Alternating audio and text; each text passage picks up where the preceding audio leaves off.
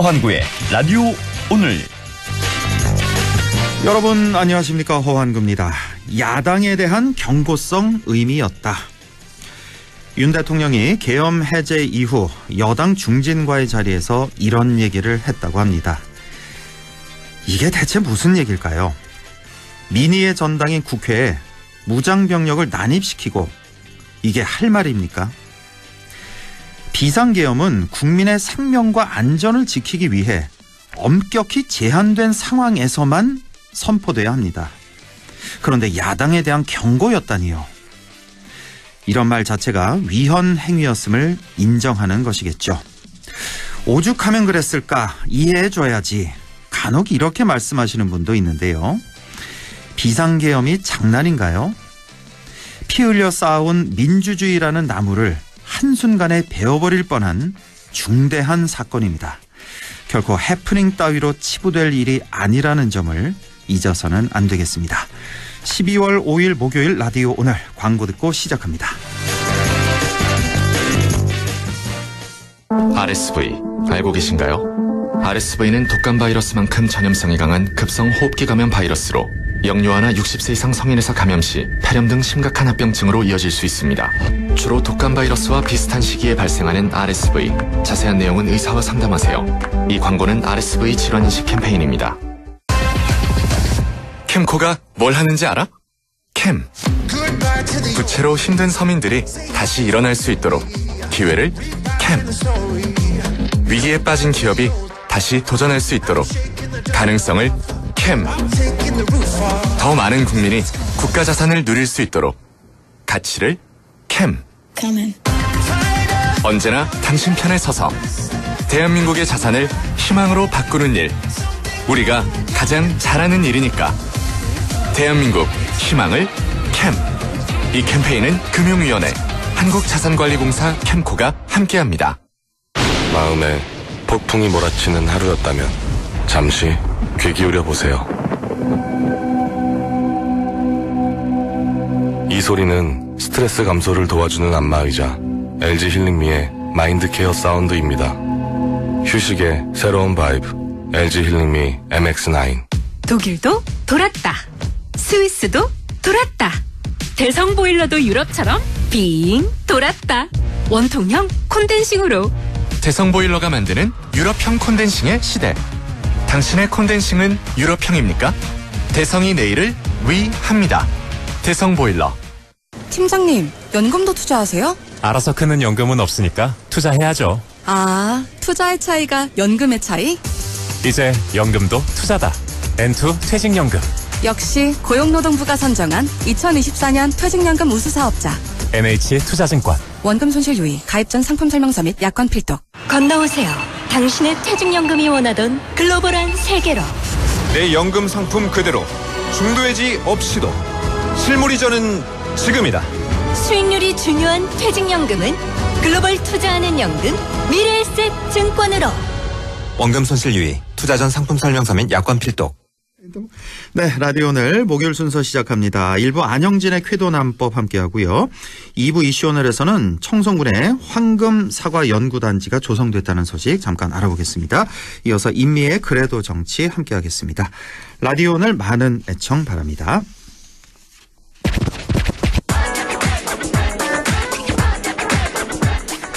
네, 안영진의 쾌도남법, 안영진 변호사 나와 있습니다. 어서 오십시오. 네, 참 안녕하십니까, 안영진 변호사 이렇게 했는데 오늘은 참 뭐랄까요, 참 그렇습니다. 뭐 할 얘기는 너무 많은데 예, 어디서부터 시작해야 될지 모두가 안녕하지 못하기 때문에 그렇습니다. 그렇습니다. 네. 자, 지난 3일 밤 비상계엄 선포하고 국회가 그 다음날 새벽 18명의 여당 의원까지 출석한 190명 만장일치 찬성으로 계엄 해제 결의안을 통과시켰습니다. 자, 사회적 혼란과 정치적 후폭풍이 점점 더 거세지고 있는데요.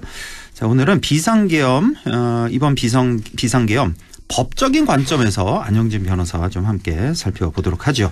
자, 어떤 얘기부터 시작해야 될까요? 네, 저는 3일 당일이죠. 밤에 대구지방법원 안동지원에서 이제 재판 법 절차도 정상적으로 마치고 평화롭게 뭐 회식하고 귀가해서 있었는데요. 평화롭게. 예. 비상 상태 아니었어요? 그러니까 재판도 굉장히 정상적으로 진행되었고 예. 뭐 밥 먹을 때 아무런 문제가 없었습니다. 그런데 갑자기 비상계엄 선포라고 속보가 뜨길래 가짜 뉴스인 줄 알았습니다. 그렇죠. 대통령 담화를 직접 제가 보고도 딥페이크가 아닌지 정말 의심까지 했는데요. 청취자 여러분들께서 그러셨겠지만 그만큼 예상할 수 없었고 충격적인 일이어서 그랬던 걸로 보입니다. 예. 계엄이 뭐냐 네. 하면요. 헌법상 인정되는 국가 비상시의 대응수단입니다. 헌법 제77조인데요. 예. 규정 자체는 대통령은 전시, 사변 또는 이에 준하는 국가 비상사태에 있어서 여기서 중요합니다. 병력으로서 군사상의 필요에 응하거나 공공의 안녕질서를 유지할 필요가 있을 때는 뭐 계엄을 선포할 수 있다 이래 되어 있습니다. 자, 그러면 네. 전시는 아니고 100% 아니고 네. 사변 상황도 아니고 네. 그럼 거기에 준하는 국가 비상 상태였느냐? 그렇죠. 예. 다 100% 아니죠. 예, 그렇습니다. 그럼 약간의 어떤 어떤 여지라도 있나요? 사실 변호사들은 예. 뭐 그런 소지가 없진 않다 이렇게 얘기를 하고 보통 하는데요. 그렇게 얘기를 하죠. 보통 그런데 이건 여지가 없다고 봐야 됩니다. 0%잖아요. 제가 볼 땐 그렇습니다. 그러니까 여기부터 이제 요건 자체가 없는 거죠. 헌법 위반이에요. 여기부터. 그렇습니다. 예. 사실 헌법 위반에 소지가 많다 이렇게 표현을 많이 하곤 하는데 보통 그렇죠. 이거는 위반입니다. 100% 위반이다. 저는 그렇게 봅니다. 예. 그리고 이제 제2항에서 계엄의 종류로 비상계엄하고 경비계엄을 구분하고 예. 있습니다. 예. 헌법에서 계엄은 두 가지입니다. 예. 근데 이번에 선포된 건 비상계엄이라는 게 중요한데요. 이게 예. 중요한 포인트 중에 하나입니다. 예. 경비계엄하고 비상계엄은 아예 급이 다릅니다. 경비계엄이란 것은 국가 비상사태 시에 사회 질서가 교란돼 가지고 일반 행정기관만으로는 치안을 확보할 수 없는 경우에 발령되는 건데요. 그 치안 확보 목적입니다. 치안만 확보하는. 그렇죠. 뭐 다른 거 무슨 뭘 발령하고 어쩌고 이런 게 아니라 치안 확보하기 위해서 군이 나서는 건데요. 예. 반면 비상계엄은 요건이 엄청 엄격합니다. 네. 아까 말씀드렸던 거는 국가 비상사태 뭐 교전 상태에 있거나 뭐 사회 질서가 여기서는 비상계엄은 사회 질서가 극도로 교란돼요. 예. 극도로라는 표현이 추가되어 있고요. 계엄법상 요건이. 예. 두 번째는 여기도 중요합니다. 행정 및 사법 기능의 수행이 현저히 곤란한 경우에 발령한다. 이렇게 비상계엄은 아예 다릅니다. 이거는. 여기서 행정 및 사법이란 말이 여기서 들어가군요. 그렇습니다. 그래서 계엄령 상태에서는 행정 사법을 다 그 계엄 사령관이 다 쥐고 있는 거죠. 비상계엄 말씀 그렇죠. 예. 그래서 제가 아까 말씀드렸듯이 제가 재판 잘하고 와서 네. 그거는 사법 기능이 문제가 없다는 거죠. 현저히 곤란하지 않다는 그렇죠. 거죠. 그렇죠. 저녁에 밥 잘 먹고 했다는 건 사회질서 극도혼란 없었는데 이게 여기서 다 걸리는 겁니다. 그것도 그냥 곤란한 게 아니라 현저히 곤란해야 되고 사회질서도 극도로 교란돼야 된다. 네. 이렇게 굉장히 엄격하게 계엄법에 규정하고 있는데 예. 뭐 지난 3일 밤에 그런 건 아니었죠. 예. 그래서 참 너무나 이게 경비계엄을 발령해도 말이 안 되는 건데 그보다 급이 한참 높은 비상계엄을 발령했기 때문에 예. 이건 또 다른 어떤 차원이란 거고요. 경비계엄도 말이 안 되는 건데 그렇죠. 훨씬 급이 높은 비상계엄을 이번에 발령했기 때문에 그렇습니다. 더더군다나 말도 안 되는 거다. 그렇습니다. 예. 비상계엄, 경비계엄 이 둘의 차이를 두는 이유가 뭐냐면요. 예. 요건이 아까 그렇게 달랐는데 비상계엄은 그 요건을 충족했을 때는 그 효과가 강력합니다. 다시 말하자면 계엄법 제9조에서 비상계엄 지역에서 계엄사령관은 필요할 때는 체포, 구금, 압수수색, 거주 이전, 언론, 출판, 집회, 결사, 단체 행동에 대해서 특별한 조치를 취할 수 있습니다. 영장 없이 뭐 체포, 구금 다 할 수 있는 거예요. 비상계엄 급이 다른 거죠. 그래서 말 한마디가 다 법이에요. 그렇습니다. 예. 그리고 비상계엄 지역에서 계엄사령관의 조치에 따르지 아니하거나 위반하면 3년 이하의 징역에 처합니다. 그리고 그 죄를 포함해서 일정한 죄에 대해서는 이제 재판도 군사재판으로 해버립니다. 군사재판으로. 그래서 어제 같은 경우에는 뭐 포고령 이렇게 조치가 나왔지 않습니까?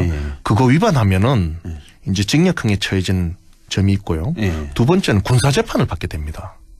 이게 아예 이 사법체제에 흔드는 구조. 지금 그러면 우리 알고 있는 일반 뭐 법원 이런 기능은 다 마비가 되는 거고. 그 법원을 그 법원은 유지가 되는데 일정 죄에 대해서는 군사재판이 민간인에 대해서도 재판을 해버립니다. 민간인도 군사재판을 그렇죠. 해버리고. 포고령 위반하면 군사법원 재판한다는 거죠. 이거 완전 사법을 극단의 조치죠. 그래서 굉장히 다르다는 건데요.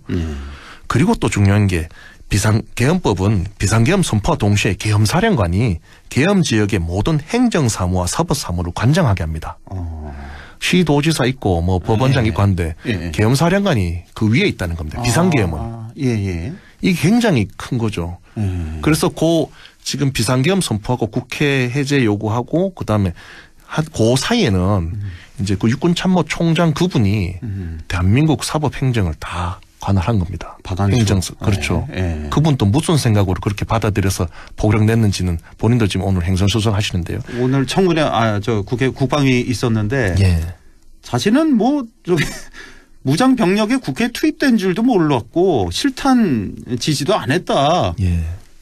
그 말이 되는 거예요? 그래서 이런 이런 엄청난 일이 비상계엄으로 일어났던 겁니다. 그냥 계엄이라 그러면 그 예전에 뭐 40몇 년 전에 일어났던 그런 군인이 막 하는 거 아니냐 이렇게 생각을 일단 주상적으로 하시는데 구체적으로 들여보면은 사법과 행정을 계엄사령관이 관장하게 되었고 조치 위반하면 군사재판까지 받게 되고 뭐 체포 구속 이런 헌법 기본권에 대해서도 다른 조치 취할 수 이런 강력한 것들이 그 사이에 다 있었던 겁니다. 그래서 그 차이가 굉장히 크다는 거고요. 그래서 그 정도로 비상계엄은 요건도 엄격하고 그 효과도 강력하다는 거고요. 그런데 이제 3일 밤에 비상계엄을 발령했다. 이거는 그냥 계엄이 아니라 비상계엄이었다는 점에서 더 중요합니다. 그렇죠. 참 영화에서나 볼 그 비상계엄 상황을 우리가 직접 이걸 경험을 했다는 거, 그 엄청난 충격, 불안, 공포를 우리가 전 국민들이 느꼈다는 거. 3일 밤 당시에 우리나라 사법 행정 질서가 무엇이 현저히 곤란해졌고 사회 질서가 뭐가 극도로 문제가 있었는지 그 누구도 동의하지 않을 겁니다. 그렇습니다. 이 또 하나 또 우리 지역과 관련해서 주목할 점이 있는데요. 여당의 18명의 의원이 표결에 참여해서 전원 계엄 해제 찬성표를 던졌습니다. 박수를 드릴만 하고요. 어쩌면 이건 당연한 겁니다. 우리 경북 지역에서는 안동 예천 지역구에 김형동 의원 단 한 명만 있었고 이웃인 대구에서는 북구갑 지역구에 우재준 의원 단 한 명만 있었습니다. TK에서는 딱 이렇게 2명 있었군요. 그래서 이 점은 평가를 할 만하고요. 그 외에 우리 경북하고 대구에 국민의힘 국회의원 누구도 표결에 참석조차 하지 않았다는 참 이건 우리가 곱씹어 봐야 됩니다. 그렇습니다. 국민의힘 의원 전체 108명이잖아요. 그중에 이제 18명만 참석해서 찬성표 던졌고 나머지 90명은 아예 국회에 있지 않았거나 있더라도 뭐 자기 방에 있거나 본회의장에 있지를 않았어요. 그렇습니다. 정말 이거 심판 받아야 됩니다. 이 사람들. 추경호 원내대표는 뭐 본인 판단하에 참여하지 않았다고 하는데 그렇습니다. 이 헌정이 국회의원의 가장 기본적인 의무가 뭐냐면 헌법을 보위하는 것입니다. 그런데 당시에 헌정이 중대히 침해되고 군인이 유리창까지 깨며 국회로 진입하는 상황이었습니다. 국회 직원들, 보좌진들, 당직자들이 막 그 기물을 쌓아놓고 필사적으로 막고 있는 위중한 상황에서 첫 번째 국회의장이 표결 참석을 긴급히 요청을 했었고 국회의장이 그렇습니다. 요청했고 그리고 국민의힘 당대표죠. 한동훈 대표도 표결 참석을 독려했는데도 불구하고 여하한 사유를 대면서 표결에 참석조차 안 한 겁니다. 우리 지역인 상주 문경의 임미자 의원, 영주 영양봉화의 임종덕 의원, 의성 청송 영덕 울진의 박형수 의원은 그날 왜 불참을 했는지 국민들 또 지역 주민들에게 소상히 설명을 하고 사과할 게 있으면 사과를 해야 됩니다.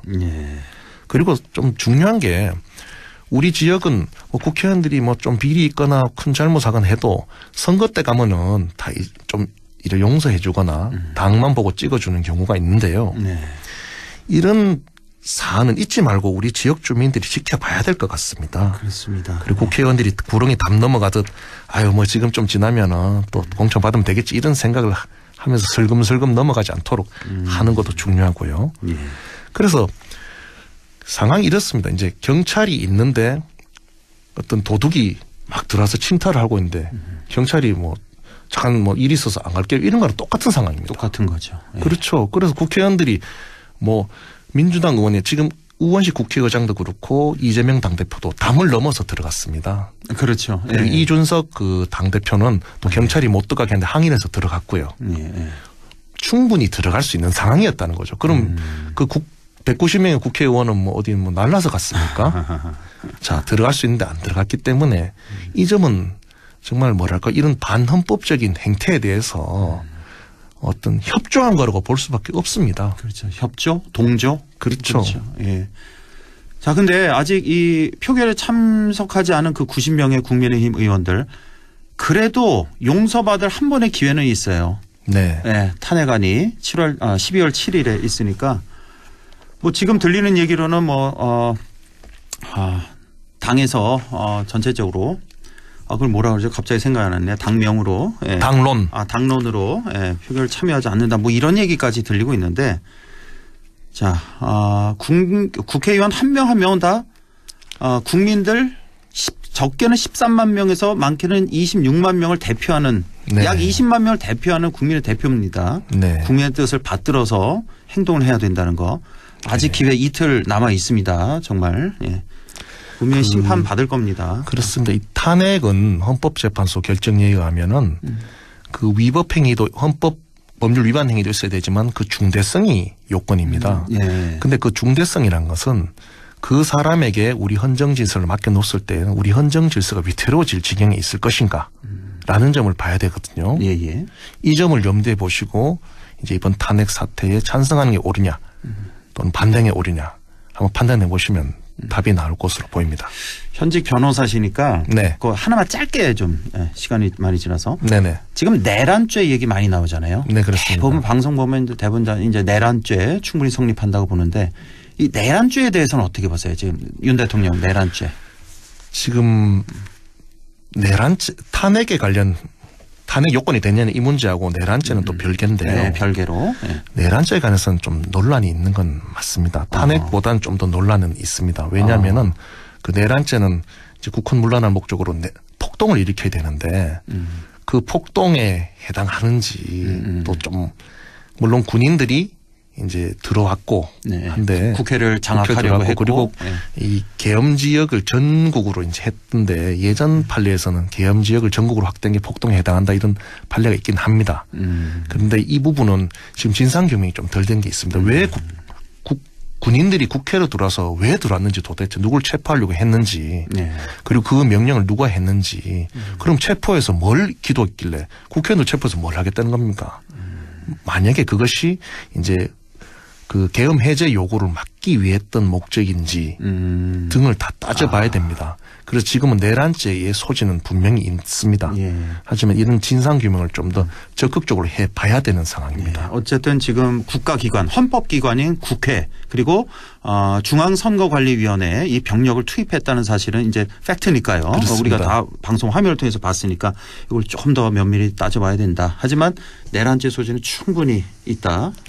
충분히 있다. 참 소지가 있다. 이렇게 말씀을 여러 이제 단계가 있는데요. 저는 내란죄 여부에 대해서도 우리 사회가 규명을 지금 할 필요가 있다고 봅니다. 조금 전에 몇십 분 전에 속보가 들어온 게 있는데 심우정 검찰총장이 이 내란죄 고발인이 여러 군데서 들어왔잖아요. 그렇습니다. 그래서 검찰이 직접 수사를 지시했다는 속보도 들어와 있는데 이게 어떤 의미일지 이것도 좀 더 지켜봐야겠습니다. 네. 네.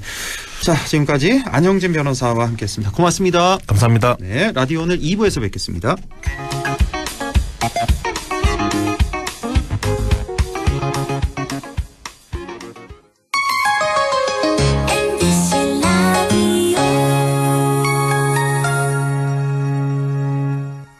나에게 딱 맞는 대학, 나에게 꼭 맞춘 대학.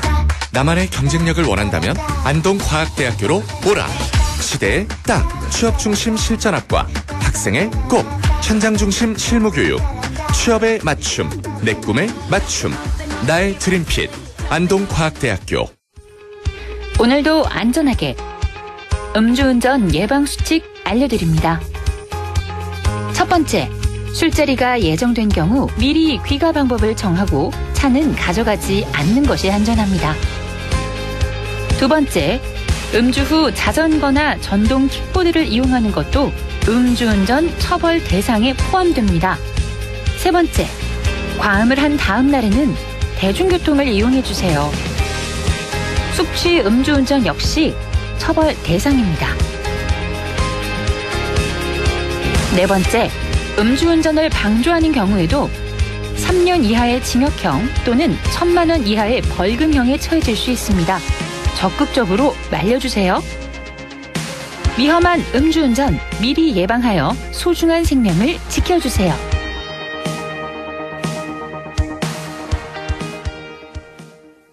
안녕하세요. 배우 문지인입니다. 우리 사회에는 일을 할 수 있어도 사회에 나아갈 기회조차 얻지 못하는 발달장애인이 있습니다. 그 여정에 함께하는 위드 슬로우 스타터 캠페인을 시작합니다. 더 많은 첫걸음이 시작될 수 있도록 발달장애인의 출발을 응원해주세요. 공익광고협의회.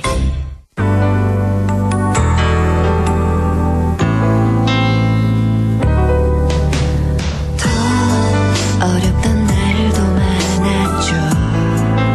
우리 함께 한다면 따스함을 느껴요. 사랑이 있어요. 소중한 꿈을 이뤄봐요.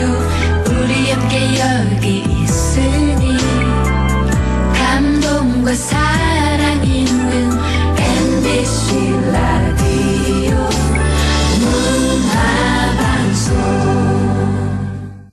100.1 MBC 라디오. 네, 6시 26분 33초 지나고 있네요. 이슈 오늘 시작합니다. 사과로 유명한 청송군에서 최근 황금사과 연구단지를 조성했습니다. 이곳은 어떤 역할을 하는 곳인지 잠시 알아보죠. 청송군 농업기술센터 홍원호 미래농업팀장 연결되어 있습니다. 안녕하십니까? 예, 안녕하십니까? 예. 자, 청송사과 이제 수확 거의 다 끝났을 텐데요. 올해 생산량은 어땠습니까? 예, 원래 다른 지역도 마찬가지지만 여름철 고온 등으로 우리 청송군도 사과 생산에 좀 우려가 좀 예상이 됐지만은 그래도 작년보다 한 20% 정도 더 늘어난 8만 톤 정도 생산이 예상되고요. 예. 그리고 청송군은 앞으로 이 사과 미래 수용을 보급 확대를 통해 가지고 연간 한 10만 톤의 사과를 안정적으로 이 생산할 계획입니다. 예. 자, 지난달이죠. 청송군 송생리에 청송 황금사과 연구단지가 세워졌는데요. 자, 황금사과 연구단지는 어떤 곳인지 어떤 역할을 하게 되는지 소개를 좀 해주시죠. 예, 저희 황금사과 연구단지는 총 한 4헥타 부지에 청송 황금사과 미래관과 종묘연구실 그리고 농산물 품질관리실 실증 시험 포장 등으로 조성하였습니다. 네. 우리 연구단지는 역할은 크게 4가지로 나눌 수 있는데요.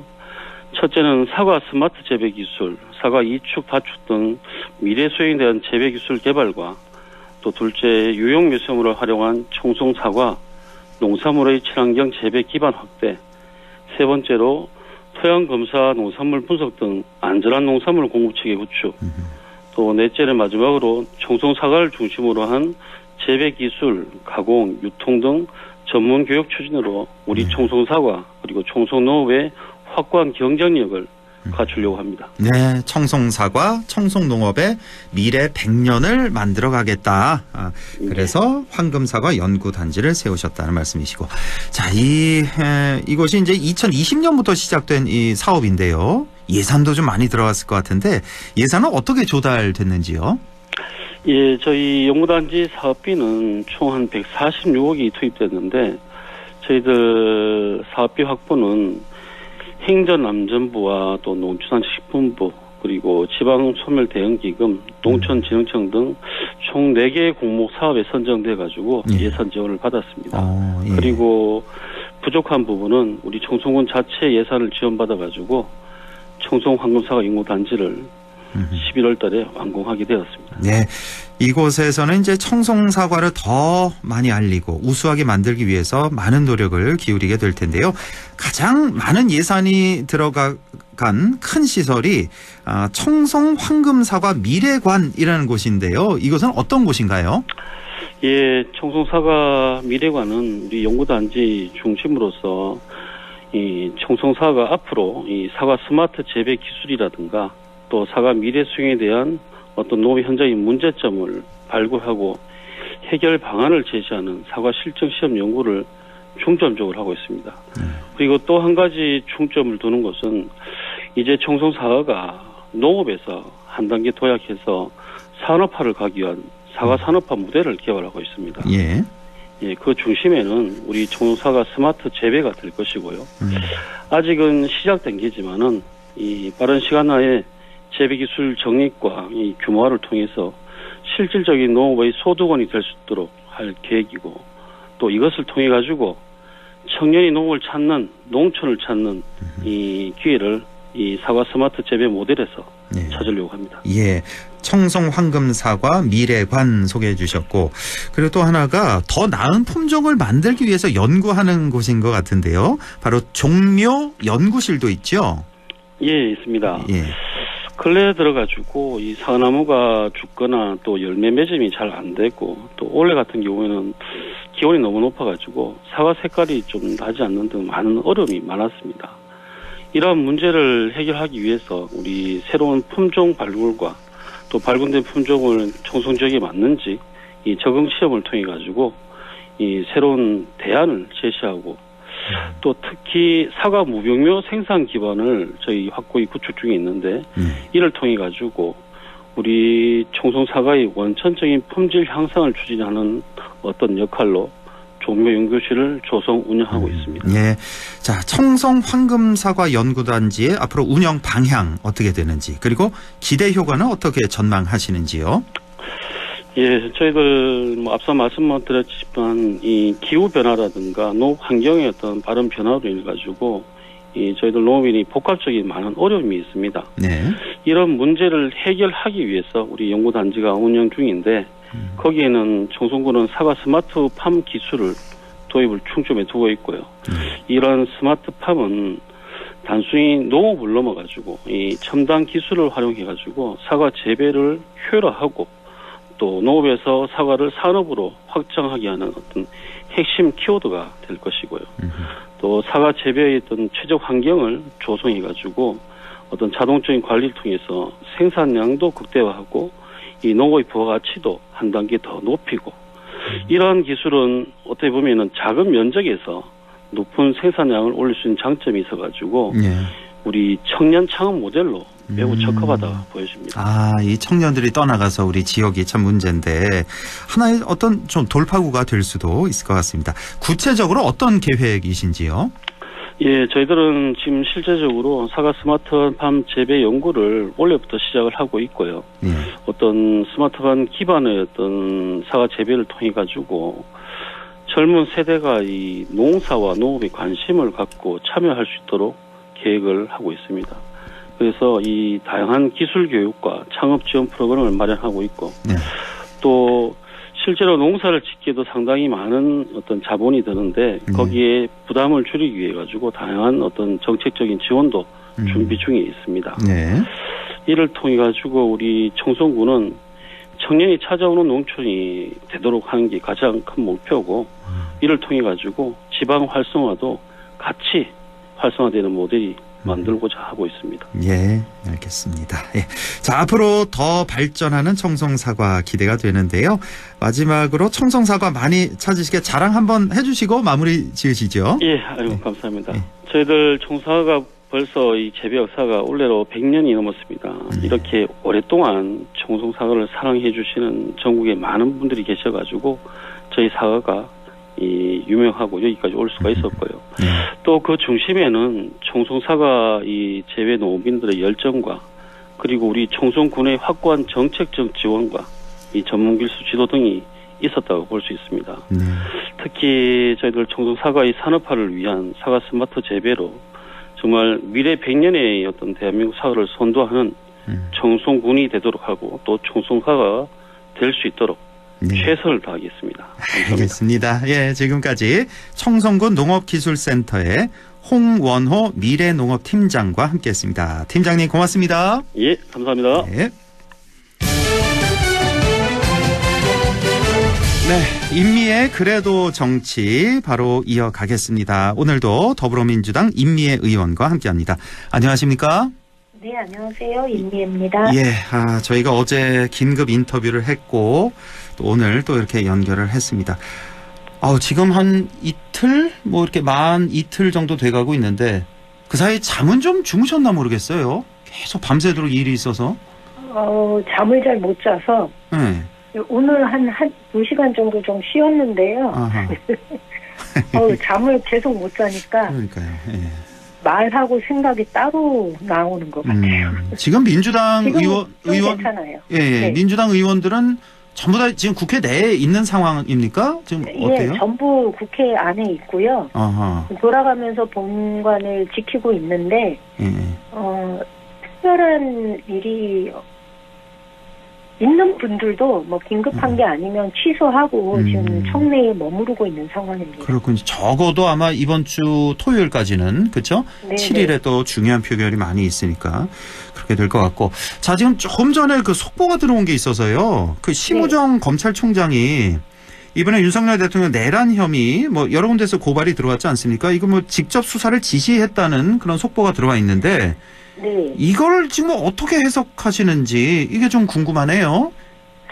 지금 그 실제로 예. 저희 조국혁신당이나 그 시민사회 등이 검찰에다가 이 고발장을 접수를 했고요. 예. 저희 민주당도 경찰에다가 고발장을 접수를 했어요. 예.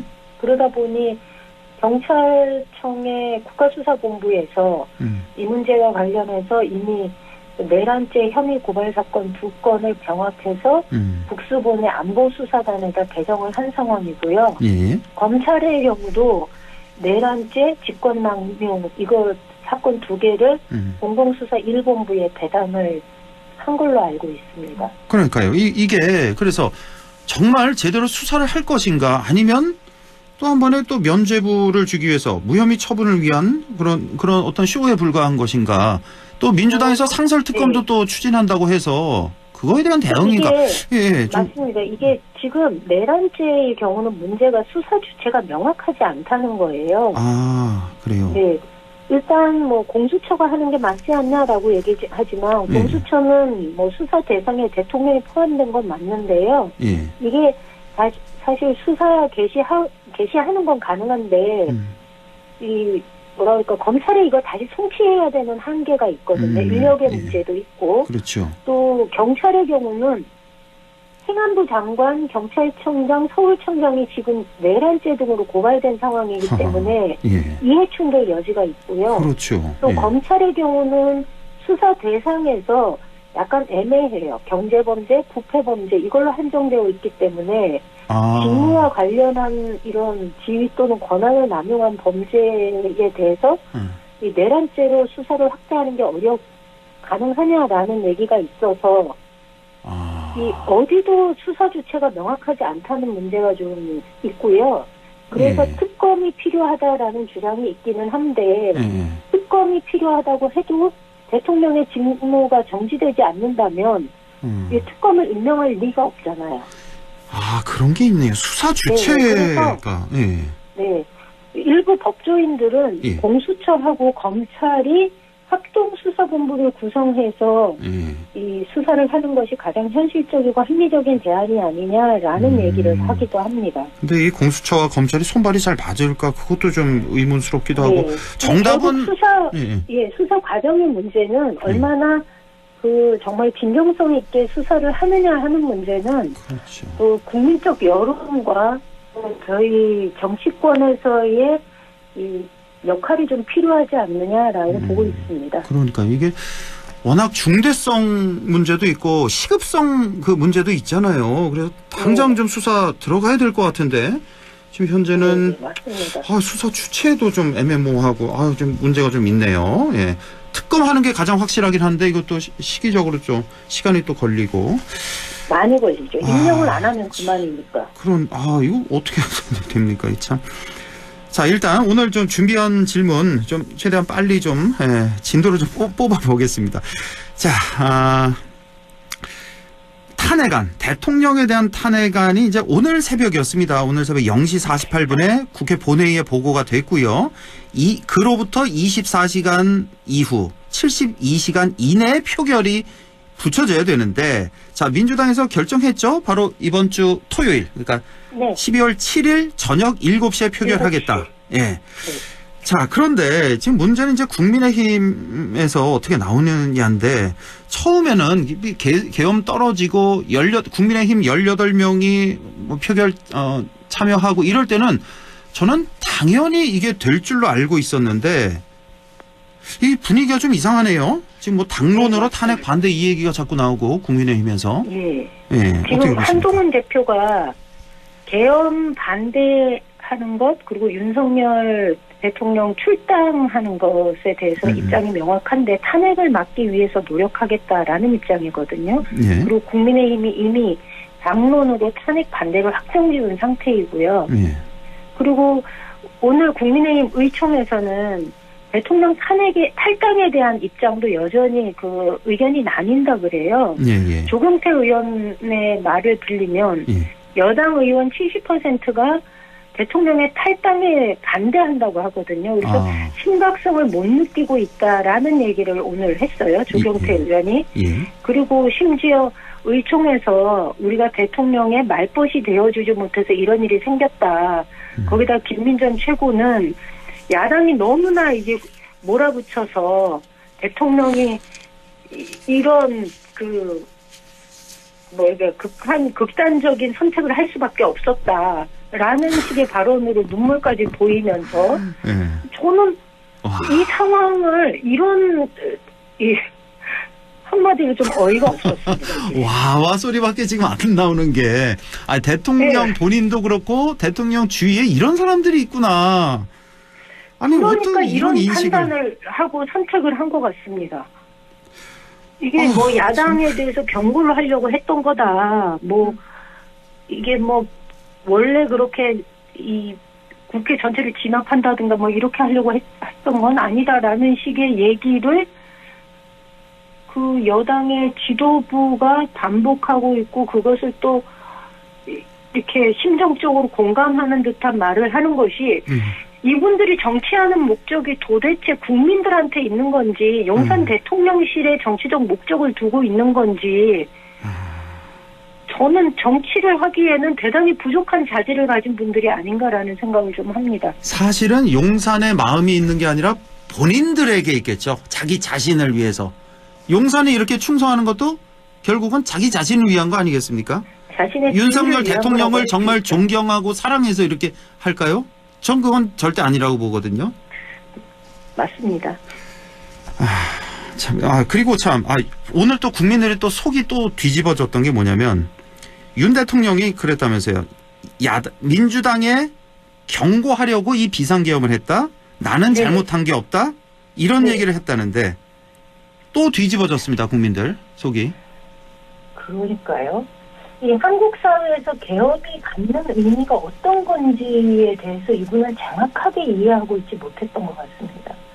그러니까 이 군수권자라는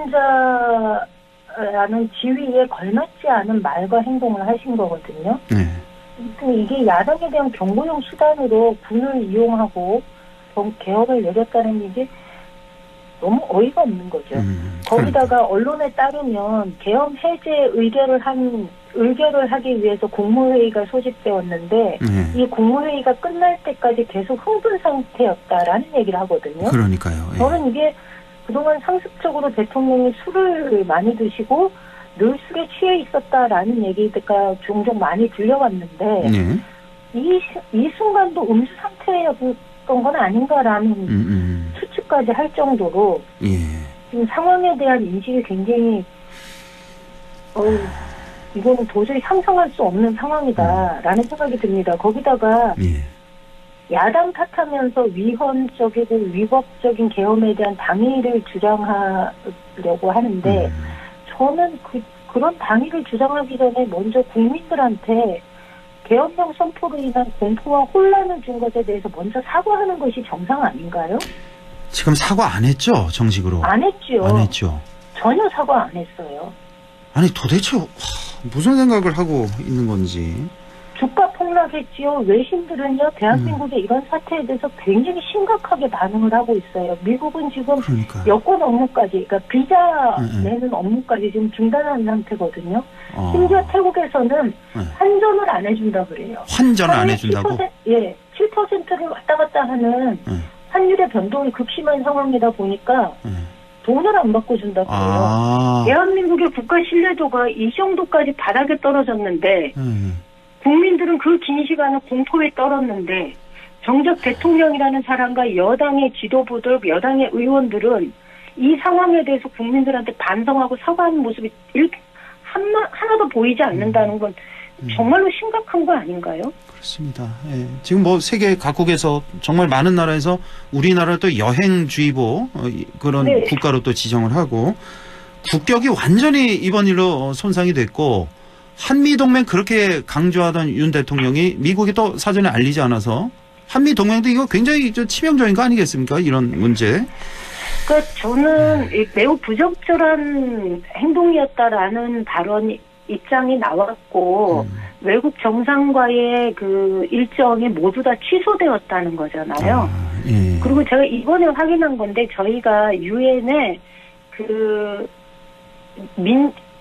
민주주의 그러니까 비준국이에요. 민주주의 비준국이어서 예. 저희 나라에서 우리나라에서 어떤 이런 계엄이나 급박한 상황이 발생했을 때는 유엔에 이것을 보고하게 되어 있더라고요. 예. 그런데 이제 국회에도 보고를 하지 않았는데 당연히 비준국으로서의 의무를 하지 않은 거죠. 근데 그런 모든 절차에 대해서 만약 국무회의에서 논의가 되었다면 외교부가 이런 걸 모를까요? 당연히 알고 있는데 그렇죠. 예. 그냥 밀어붙였다라는 말이 맞는 것 같습니다. 그러니까요. 그 정말 측근들 일부 그러니까 그 군대 내 그 육사 라인 충암고 그 라인 김용현 라인으로 이제 그들로만 이제 다 이제 아주 비밀리에 꾸민 것 같고 그 안보실 우리가 누구나 다 아는 안보실 김태효 차장도 몰랐다는 거 아니겠습니까? 네. 자, 그리고 지금 어제 우리가 긴급 인터뷰에서 얘기했던 게 아니 이렇게 비상계엄을 선포했으면 좀 착착 진행돼야 될 텐데 우리가 상식적으로 생각하기에 너무나 허술하게 그렇게 진행이 됐다 이런 얘기를 했었는데 또 꼭 그것만은 아닌 것 같은 게 오늘 밝혀진 사실이 오늘 계속해서 뭐 저 속보가 나오고 있는데 현장에서 그러니까 국회에서 실탄 또 수갑도 발견됐고 테이저건까지 준비해서 의원들한테 쏠 준비를 하고 있었어요. 다 준비를 한 겁니다. 예, 실탄. 그리고 707 특임대. 여기는 뭐 특전사 중에 특전사. 그러니까 뭐 최고 정예 부대 투입이 됐고 저격수도 투입이 됐었고 공수부대뿐만 아니라 그리고 또 하나가 군병원에 전시훈련을 실시를 했대요. 하루 전에. 그러니까 이거는 만일에 대규모 유혈 사태가 있을 수도 있다는 거를 지금 준비를 했다는 거 아니에요? 네, 맞습니다. 상당히 심각하고. 예. 오늘 저희가 국방부하고 국방위하고 행안위가 긴급 현안 질의를 하러 가졌어요. 예. 국방위의 위원장이 성일종 의원인데요. 이 사태의 심각성을 인식하고 이 긴급 현안 질의 청문회를 가진 거고 그 자리에서 상당히 많은 사실들이 밝혀진 겁니다. 그래서 오늘 하루 종일 속보로 그게 나왔고요.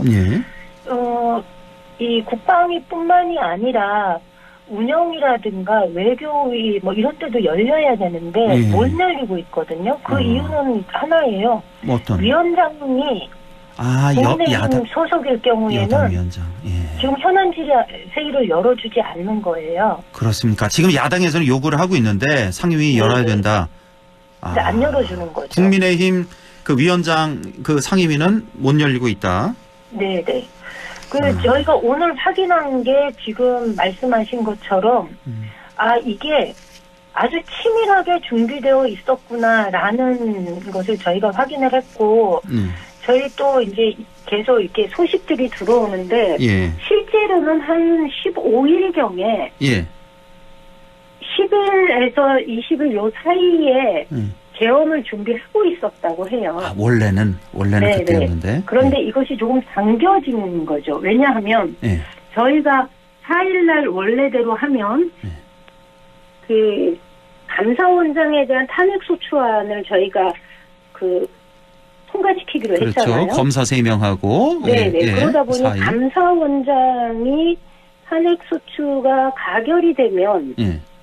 이게 결국은 직무에서 배제가 되고 감사위원이 이 역할을 해야 되는데 예. 감사위원이 이 역할을 하게 되면은 그동안 대통령실 관저 공사와 관련돼서 제기되었던 여러 가지 불법적인 상황, 네. 그다음에 의혹에 대해서 그동안 최재해 감사원장이 이걸 하지 않았거든요. 그렇습니다. 근데 당시 회의록이나 감사 내용들이 굉장히 자료가 구체적으로 공개될 것이다라는 그 내부의 위기감이 있었다라는 저희가 이 이야기들을 좀 많이 했었어요. 그래서 땡겼다. 그래서 아마 내부에서 얘기되었던 것보다 훨씬 더 시기적으로 한 열흘 정도 당겨져서 긴급하게 이것이 이루어진 게 아닌가라는 건 저희가 추측을 하는 거죠. 그렇죠. 예, 한 1분여 정도 남아서요. 하나만 좀 여쭤볼게요. 그 12월 7일에 그 표결이 있잖아요.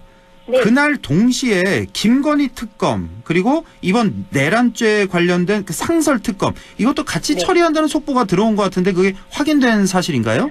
그건 저도 확인을 해봐야 돼요. 김건희 여사 특검과 관련해서 그건 10일 날 저희가 처리한다고 원래는? 했는데, 예.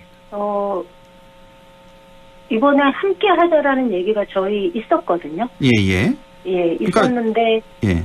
이번 표결에서 그러니까 어떻게 결정했는지. 탄핵안 표결할 때 보이콧 할 수 있으니까 그걸 막기 네, 위해서 그러게 김건희 하겠- 특검도 네. 같이 한다. 이거는 속보가 조금 전에 떠서. 예. 예, 그런 요구를 저희 의총에서 했었어요. 그래요. 예. 네, 이걸 막게 하려면은 어쨌든 국민의힘이 들어와야 되잖아요. 그렇죠. 예. 그래서 그런 얘기가 있었는데 예. 최종적으로 아직 지도부가 어떻게 결정했는지는 확인 못했습니다. 그리고 아까 처음에 시작할 때 얘기한 게 이게 수사 주체가 누구냐 이번 내란죄에 대해서 그래서 네네. 내란죄 이번 사건과 관련해서 상설 특검도 이때 같이 처리한다 이런 얘기도 있어서 한번 여쭤본 네, 거고요. 맞습니다. 예. 네. 그렇게 좀 이번 주 토요일 12월 7일 국회 상당히 중요한 어떤 포인트가 될 것 같습니다. 예. 그러기 위해선 저 몸 관리 잘 하시고요. 시간이 다 돼서. 정말 잠 좀 푹 주무시고 오늘 좀 주무실 수 있을까요? 좀 푹 주무시고 네, 잘 수 있습니다. 건강 관리 좀 오늘도. 잘 하시기 바랍니다. 예. 또 다음 주에 또 연결하겠습니다. 고맙습니다. 네, 감사합니다. 네, 지금까지 민주당 임미애 의원과 함께했습니다.